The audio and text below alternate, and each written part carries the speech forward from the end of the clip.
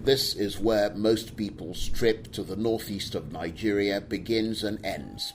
Maiduguri, the capital of Borno State. The popular name used to be Home of Peace, but these days it resembles a fortress. The airport boasts it is one of the best fortified in the world, but it was just the beginning of our journey to find some of the lost children of Chibok.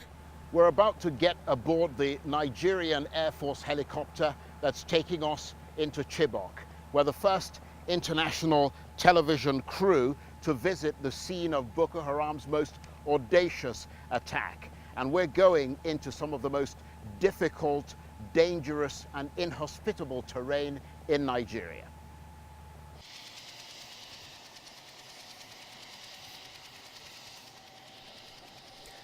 The helicopter ride gave us a good idea of how remote the terrain is, and how easy for Boko Haram to strike, then disappear into the empty spaces. As we approached, you could see from the air just how badly damaged the attack had left the state-run secondary school.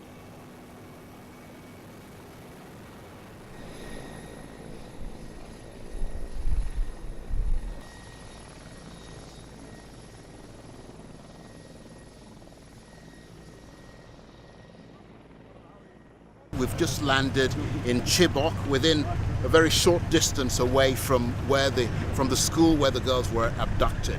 We're just about to get into a number of sort of vehicles, military vehicles, to go in that direction and start talking to the people. So many conflicting reports coming out of Chibok about what actually happened that night. Our hope is that we'll get to the truth of this. Yet the one thing they never tell you about Chibok until you go there is it is, or was until very recently, just any small town. It's home to about 10 or 11,000 people, most of whom turned out to smile at us as we drove into the centre.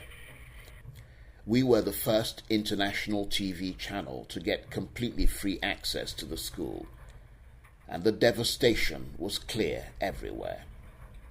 We're in one of the dormitories where the insurgents came in and abducted the girls. You can see the wreck.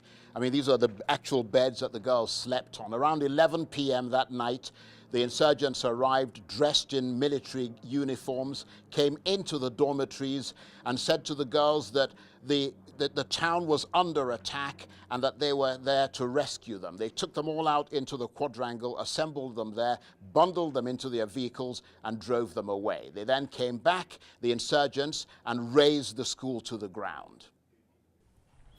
Parents and the leading citizens of Chibok gathered under the trees, eager for us to take their stories to the world. And then the girls came forward.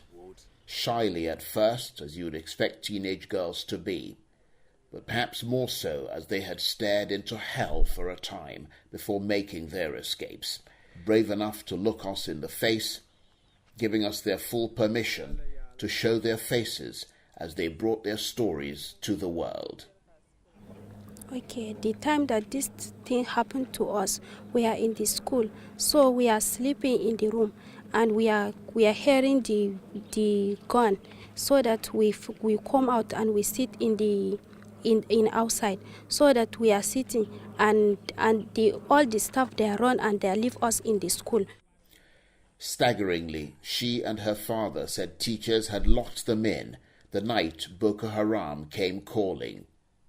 The teachers ran away and left them alone. When the guns start sounding in the town, the teachers were still with them, and the teachers, for a small time, they ran away and locked them. But it's 11 p.m. at night. Yes, I mean, do you there normally were have some teachers staying inside the compound. They were sleeping yes, in the dormitory. They have their house in the school area.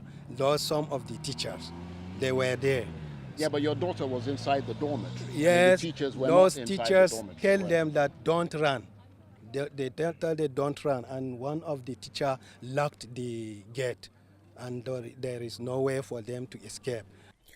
2 others escaped earlier in the abduction, their minds always on the fate of their friends who are still captive after almost a month.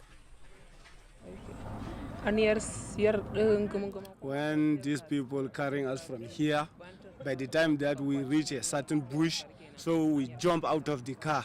After we jump, and then when we passed the night, we saw one man passing by, and we told him to assist us, and he assisted us, and he bring us to Chibok. So how do you feel now about your friends and the people you know who are still in those camps?